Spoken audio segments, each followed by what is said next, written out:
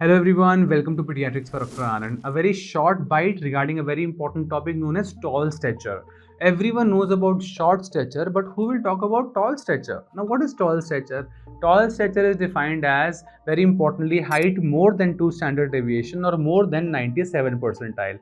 As we all know, short stature is nothing but height less than minus 2 standard deviation or less than third percentile. Here it is less than minus 2. Tall stature is height more than plus 2 standard deviation. Here it is height less than third percentile. Tall stature is height more than 97th percentile.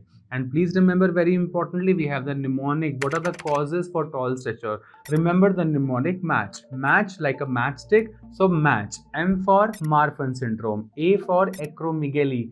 T for Cerebral gigantism. C for chromosomal problem like Klinefelter Syndrome. And H for Homocystinuria. So match is a very quick mnemonic, MATCH. Let's revise again. Today's topic of choice is tall stature. How do you define tall stature? Height more than 2 standard deviation or more than 97th percentile. What are the causes of tall stature? The mnemonic is match. M for Marfan syndrome, A for acromegaly, T for cerebral gigantism, C for chromosomal problems like Klinefelter, and H for homocystinuria. I have a question for you guys. Klinefelter syndrome. Who will tell me what is the karyotype? Yes, exactly. What is the karyotype of Klinefelter syndrome, and which is the most commonest cause of hypogonadism in males? Which is the most commonest cause of hypogonadism and infertility in males?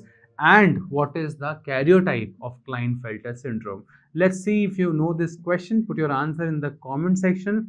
Life is beautiful. Love yourself. Enjoy with your parents. And just breathe. That's it. Everything will make sense. So please take care and thank you.